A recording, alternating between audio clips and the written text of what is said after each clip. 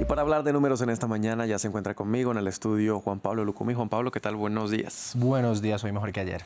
Juan Pablo, vamos a empezar en Europa porque luego de la cumbre de la OTAN, el presidente del gobierno español, Pedro Sánchez, respondió a los comentarios del presidente Donald Trump. Así es, el socialista Pedro Sánchez contestó al republicano Trump. El líder español viajó de Países Bajos a Bélgica para una reunión de la Unión Europea y antes de su ingreso dijo que aunque España es amigo de Estados Unidos, también es un país soberano. Volvió a explicar, como lo hizo el pasado domingo 22 de junio, que lo que España necesita para cumplir con los objetivos de la OTAN como miembro es solamente destinar hasta el 2,1% de su PIB para gasto militar y no el 5% del PIB como lo propone Trump de manera casi autoritaria. Lo cierto es que según los datos oficiales de la OTAN, España es el país que menos porcentaje destina de su PIB para invertir en temas militares. Lo hace en torno al 1,3% de su Producto Interno Bruto según los datos de 2024. Ocupa el último puesto en los 32 países miembros, que lo comparte también por detrás o ahí mismo con Bélgica, Luxemburgo y Eslovenia. Pero también hay que tener en cuenta que el anterior objetivo de la OTAN era destinar un gasto para defensa del 2% de su PIB, que ese objetivo se trazó por allá en 2014, una meta que para 2024 solo 22 de los 32 países habían alcanzado. Escuchemos a Pedro Sánchez. Es que España es un país abierto, es un país amigo de sus amigos y consideramos a Estados Unidos un amigo de España.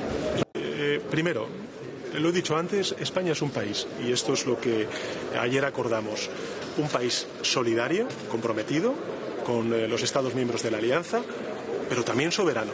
Y ese es el equilibrio que encontramos en la declaración que acordamos los 32 Estados miembros de la Alianza Atlántica, incluida también Estados Unidos. Nosotros vamos a cumplir con nuestras capacidades.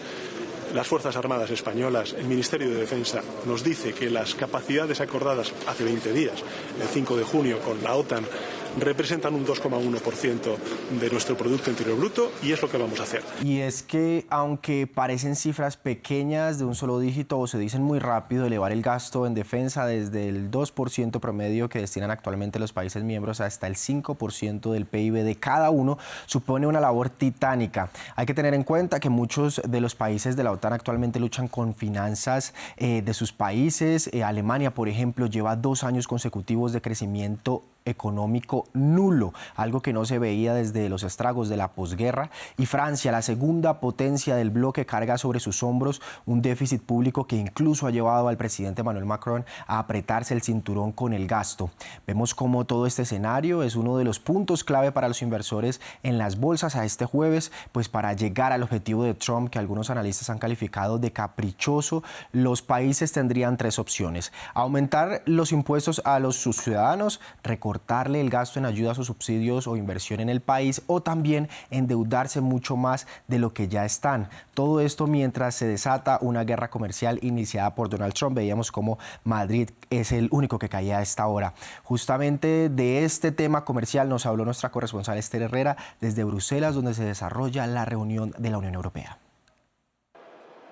Así es, 24 horas después de esta cumbre de la OTAN en que se aprobó este gasto del 5% del Producto Interior Bruto en defensa de aquí a 2035, un compromiso de los líderes de la alianza, pero que sin embargo España fue una de las más vocales en contra y dijo que no lo va a poder cumplir, aunque hay otros países también que tienen sus dudas, como por ejemplo Bélgica, Eslovaquia o también Luxemburgo, a pesar de las amenazas de Donald Trump, que puso a España contra las cuerdas, asegurando que va a doblar incluso los aranceles si no se plega a este gasto del 5% y que va a negociar directamente con el gobierno de España. Aún así, es una amenaza poco consistente. Hay que tener en cuenta que las relaciones comerciales de los países de la Unión Europea es algo que negocia la Comisión Europea en nombre de todos los países, así que no se entiende muy bien esta amenaza ni esta negociación, porque España no va a negociar de forma bilateral con Estados Unidos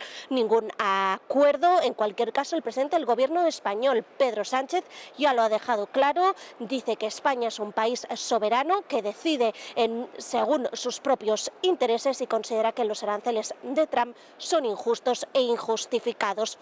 Aún así, en cualquier caso, el compromiso de gastar más en defensa de la OTAN es algo que beneficia, al fin y al cabo, también a la Unión Europea, que también tienen sus planes aumentar significativamente de forma masiva el gasto en defensa, con planes que aún tienen que llegar para ser más significativos, aunque tiene entre manos un gran plan para aumentar hasta 800.000 millones de euros este gasto en defensa, porque para la Unión Europea Rusia sigue siendo una amenaza existencial dentro del bloque.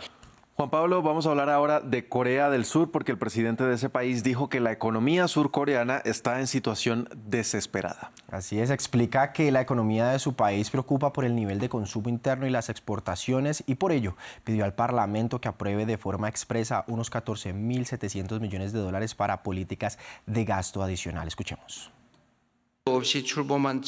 El hecho de que esta administración, que se lanzó sin un comité de transición oficial, esté elaborando urgentemente un presupuesto suplementario refleja que nuestra economía se encuentra en una situación desesperada.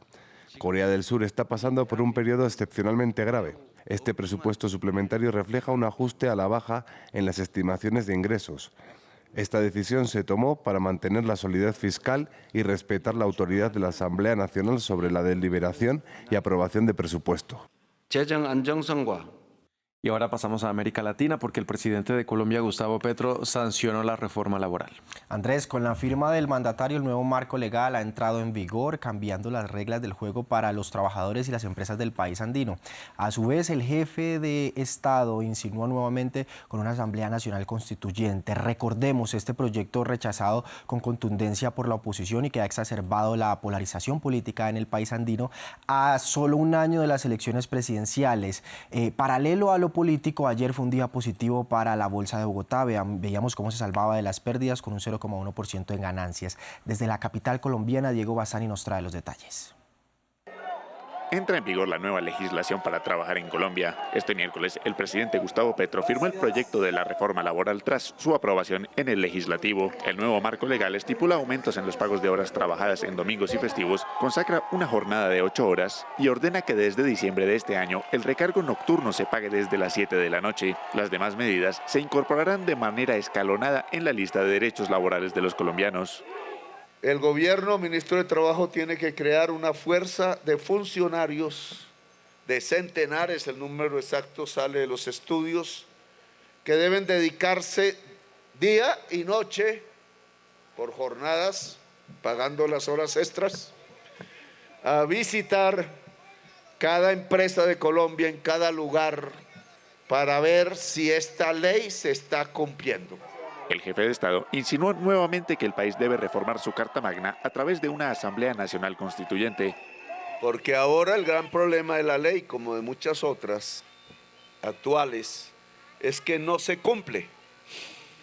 Una manera de evadir la ley es dejarla como letra muerta, como dejaron la mayor parte de la Constitución de Colombia como letra muerta.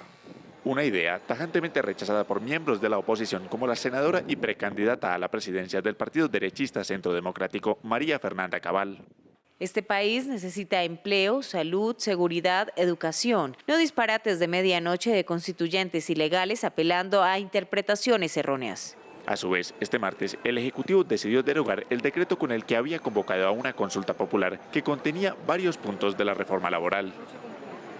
Juan Pablo, muchas gracias por las noticias de la economía. Hasta aquí el espacio económico de France 24. Así es, nos vemos mañana nuevamente y a ustedes, televidentes, gracias por sintonizarnos. Hacemos una breve pausa y ya regresamos con más.